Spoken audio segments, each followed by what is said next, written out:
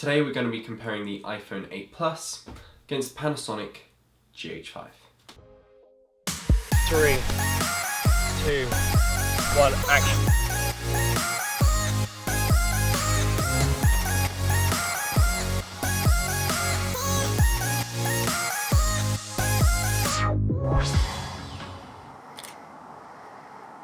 Well, I have a wonderful electronic invention I want you to see. It looks something like this.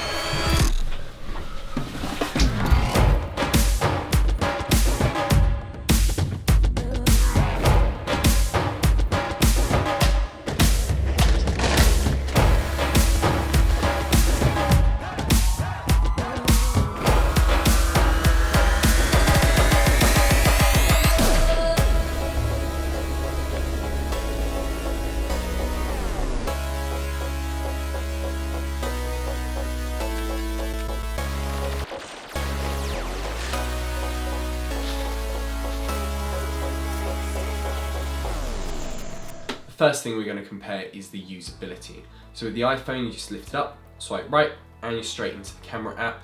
If you know exactly how to use it, you just lift it up, look through, click, and you're straight there. As on the GH5, you've got loads and loads of different settings. You've got 6K photo, multi-shoot, you've got your program modes, shutter priority, aperture priority, manual, video manual, C1, C2, C3. You've got loads of different things and it's just choices. Now I find the GH5 easier to use because I've used that style of camera a lot.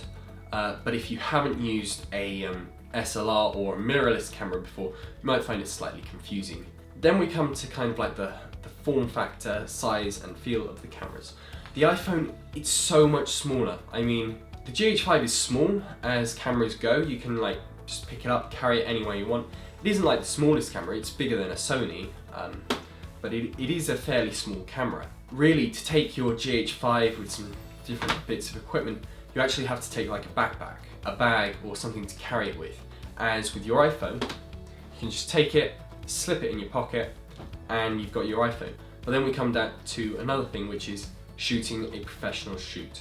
If you're shooting a professional shoot and you just turn up and you just grab out your phone, yeah, where's the action going to happen? I mean, people are just going to be like, what? What? Honestly? But if you grab out your GH5, put it on some different equipment, you're going to look more professional and they're actually going to give you the time and the resources that you need to shoot just because you look like you're a professional. Then the next thing is image quality. In my opinion, spoiler alert, the GH5 wins on this one. But let's have a little look-see closer. Straight out of camera, the iPhone image is looking much more punchy, the shadows are looking darker, the highlights are looking more exposed and correct. Everything is just looking like it has been color graded straight there.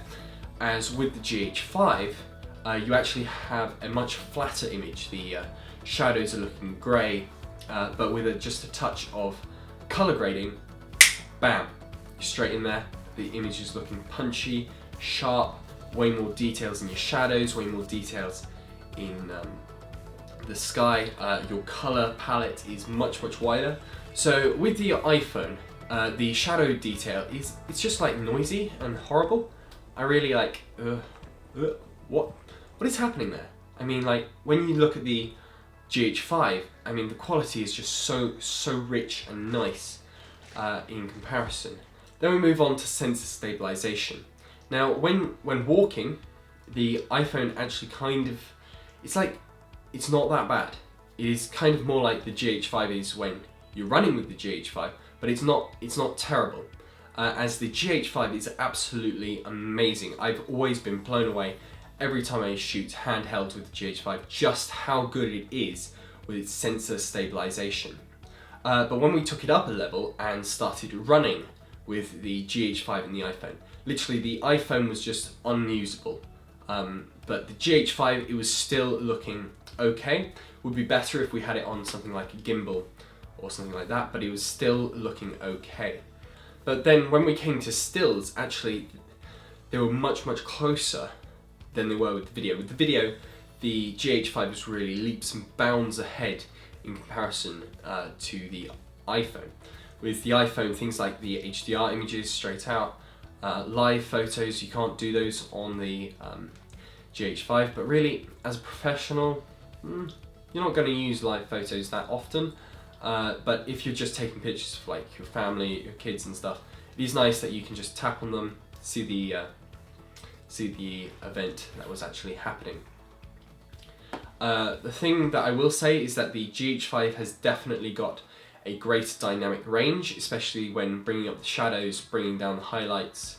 That you can just like pull so much more detail out of the GH5's image than you can with the iPhone. So then we come to low light, and the GH5 isn't amazing at low light. In this case here, the door was closed, the curtains were closed, the only light was actually coming from the iMac monitor, and well, really the images speak for themselves. There is no comparison to be had here. And we come into an area which most people don't really talk about in comparison between the iPhone and the GH5, and that is simply the fact that with your GH5, anyone can take the SD card out, slip it into the back of their computer and see your footage. As with the iPhone, the footage is encrypted. If you're like a video journalist or something and you're filming an interview with someone, anyone can go and see that interview on the GH5 if they get hold of your SD cards or your camera. As with the iPhone, if they get hold of it, you can from your computer just completely wipe that phone. It's locked down and encrypted in camera anyway, so they just can't get a hold of that footage. So that's something that's very useful on the iPhone. So they're both completely different. It's really ridiculous comparing the two, really. The iPhone is amazing at what it does for taking pictures for like your Instagram story, for taking the occasional landscape and stuff like that. As the GH5 is amazing at what it does, which is being a low budget professional camera. And I mean, there is really no comparison when you actually go diving into the footage. I think that's pretty much everything I was wanting to cover in this video. If you like this video, be sure to give it a thumbs up and go and check out some of my other videos on my YouTube channel. See you next time.